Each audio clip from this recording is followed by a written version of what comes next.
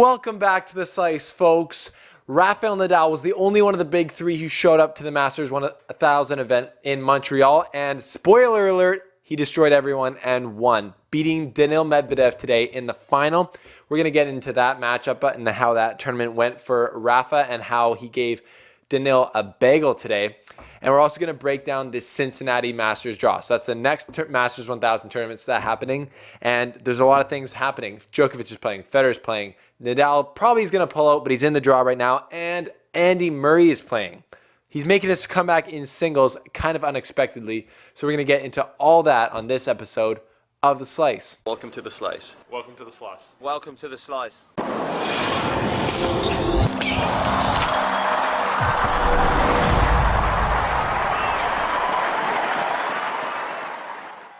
Thanks for tuning in, folks. If you're new here, hit the subscribe button. I think it's here. Then you won't miss any coverage that we're going to bring through Cincinnati and through the US Open. Also, check out the Patreon page for The Slice. It's called The Front Row Show, and you get to be a part of it by paying only $4 a month, which gives you access to the Front Row Show. Happens every 2 weeks, and it's an in-depth half-an-hour show. And also, we're starting a new thing on that, which is called Match Companion, where we're going to live stream shows or live stream myself during matches where we can hang out and watch the match together. If you're a little bit sick of any of this commentary that goes on during the matches from the pros, you can just hang out with The Slice instead, and we can all do things. We're going to have fun things like raffles and different trivia and stuff like that. So head over to the Patreon page to check that out. But Rafael Nadal has won the Rogers Cup again, second year in a row, beating Daniil Medvedev in the final. Now, the draw in the Rogers Cup has been a bit depleted for the last couple of years because I don't think Djokovic or Federer played last year, and they didn't play this year again. That doesn't take away anything from Rafael Nadal's win, though, because he looked absolutely fantastic, beating Daniil Medvedev. And so if you haven't been watching that tournament or Washington before that, you wouldn't have known that Daniil Medvedev has regained his form from earlier in the year. If you remember about during March, like when I went to Indian Wells or Miami, Daniil Medvedev had won the most amount of tournaments on the matches on the ATP Tour. He's absolutely on fire. And he's found that form again, playing really well in Washington and then losing to Red Hot Kyrgios in the final. And then playing really well in Cincinnati, obviously making it to the final. But the problem was he's playing Rafael Nadal in the final. It's their first ever matchup.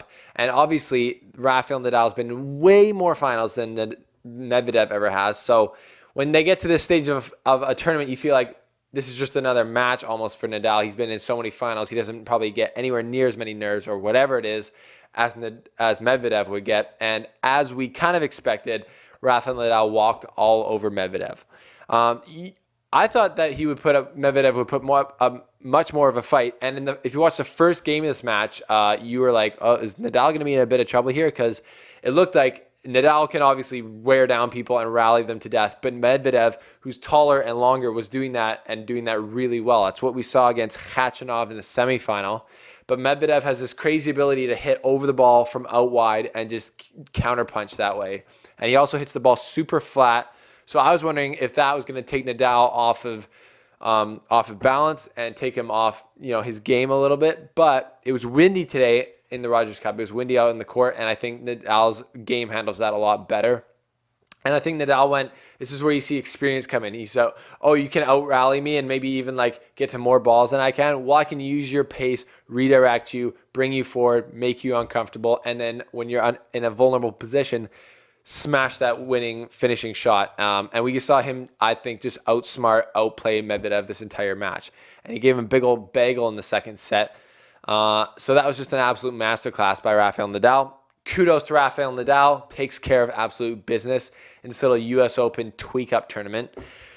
Moving on to Cincinnati, I think it's very plausible that Rafael Nadal is going to pull out of this tournament because he played all the matches, I think 6 matches or 5 matches in Montreal. And obviously the majors are way more important at this point. So he had a problem last year where he had to pull out of the US Open because he was so worn down. So my obvious prescription for him, if he's watching the Slice, Rafa, is to pull out of Cincinnati and save yourself for the US Open. But we'll see. As of right now, he's in the draw. And this is what the draw looks like. So We're just going to look at the potential quarterfinals right now, which is probably not going to happen, but has a decent chance to happen, actually. All the players that are ranked 1 through 8 are pretty hot, except for, I would say, Zverev. But he did look a little bit better in Montreal. So the potential quarterfinal matchups are number 1, Djokovic playing number 8, Khachanov, which would be extremely exciting for me because they played in the final of Paris last year with Khachanov winning. So I went off after that match. I went, okay, the big Russian bear is a big danger on the tour now. And then he didn't do anything for the first part of 2019. But now he seemed to find a bit of form again. He looked really good in Montreal, losing in the semifinals. So that'd be an interesting matchup in the quarterfinals there if that were to happen. I think Kyrgios could also beat Khachanov and then play Djokovic in the quarterfinals, which would be super juicy because of all the beef that's been put out between these two guys, mostly from Kyrgios's court, saying that Djokovic really, all he wants to do is beat Federer and Nadal, and he's not a nice guy, blah, blah, blah, blah, blah. He can say what he wants. I have my thoughts on that, but I think I'm going to just see what happens on the court if these guys end up playing.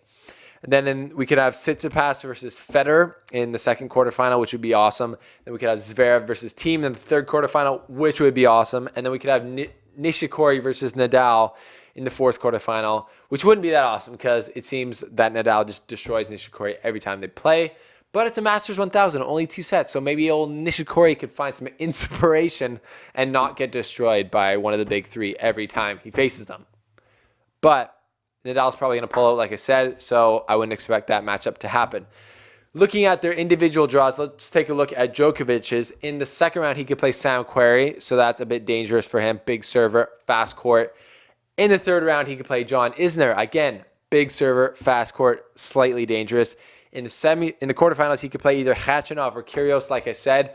Again, more danger for Djokovic, but he is the number 1 player in the world right now. But he hasn't had that much success in the Masters 1000s tournaments so far this year. So we'll see. You never know. He seems to be saving his power for the Grand Slams and to rob Federer of a Wimbledon final in the final of Wimbledon this year.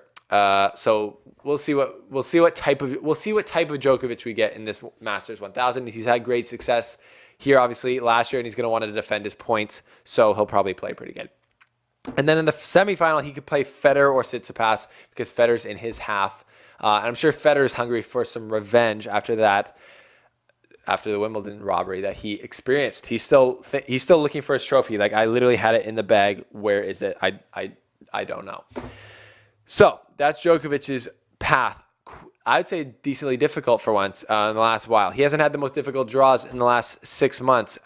So this is going to be interesting for the Djokovic camp. See how he can, especially early in his first match, if he plays a guy like Querrey who comes out bombing, that could be scary for Djokovic because he doesn't tend to start that well in these shorter format tournaments. So let's take a look at Federer's. In his first match, he could play either Matteo Berrettini or Londero. Both those guys are pretty difficult young players and who are packing some serious punch. So Federer would be too stoked for either of those guys. And in the third round, he could play Stan Wawrinka, which again, nothing new for him. In the quarterfinals, a very interesting matchup would be Tsitsipas or Medvedev. Medvedev beat Tsitsipas in Montreal, which is a huge win for him.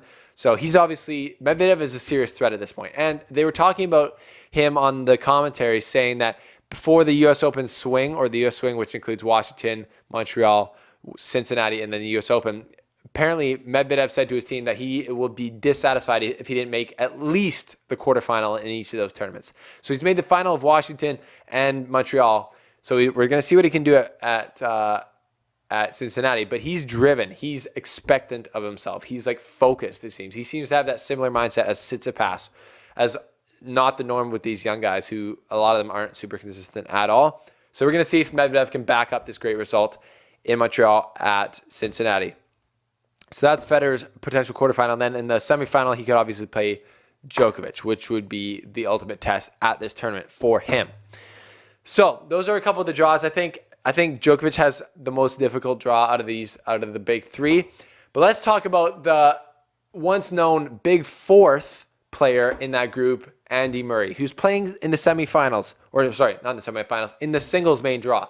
He's been playing a bit of doubles, dabbling around, but he's come out and said that he has no pain in his hip, which is amazing because he had a massive surgery on it, and that seems to have done the trick. So What's his chances playing in this tournament to win? I would say 0%. But in his first round, he plays Gasquet, and I'd say he's the favorite there. I think he's going to beat Gasquet because Gasquet's kind of a scrub, not going to lie. In the second round, he played Dominic Thiem, and I'd say he has barely any chance against Dominic Thiem because Dominic Thiem's balling out of control these days. He's one of the top 5 players in the world, no doubt about it. But it's cool to see Andy Murray play, and I'm going to be wanting to watch that, and that's going to be exciting. So Nadal, again, that's one of my other points for this preview of Cincinnati. He's probably going to pull out, but if he doesn't, he hasn't typically had that much success at Cincinnati. I watched him when I was there in 2017 lose to Kyrgios.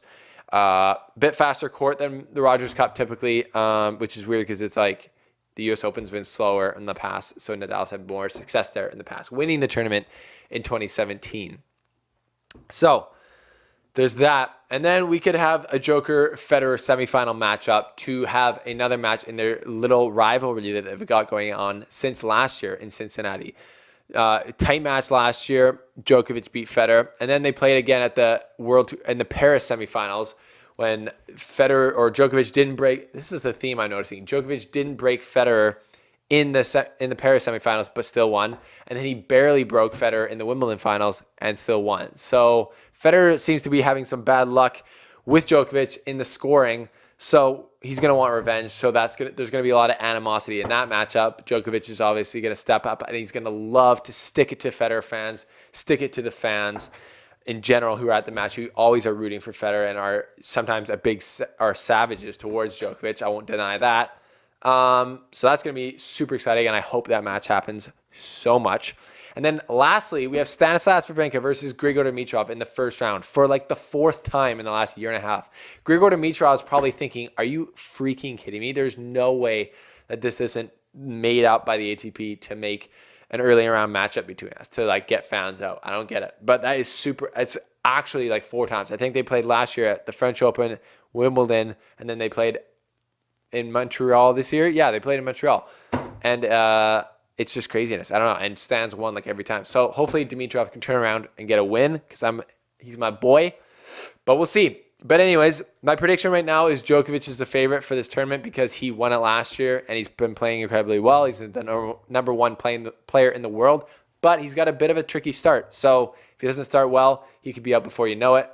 But again, really the only thing the big players care about, and the big players, I mean Federer, Djokovic, and Nadal, the only tournaments they really care about is the majors. So keep that in mind during this tournament. Djokovic is the favorite, and if Federer beats him, then Federer's the favorite. So that's what I'm thinking about Cincinnati. What are you thinking about Cincinnati? What do you think about Rafa's win? And lastly, check out the Patreon. Click the link below, and we're going to do some live streams during matches just for the Patreon fans who make this show possible, who support independent tennis journalism. If you like this show, you got to help support it, and we can make it better together, and I can do more things for us and make this into more of a legit full-time job for myself, and that's because of your guys' support. So thank you so much. Click the link below. We will see you once the tournament gets rolling. See you guys. Thanks for watching, folks. This has been The Slice. Click here to subscribe, this big green button. Click here to watch another awesome video, and click here to join the Front Row Show, where you can be a part of the Front Row Show that happens every 2 weeks, and you can be a part of the Match Companion, where we can watch the matches together. See you there, folks.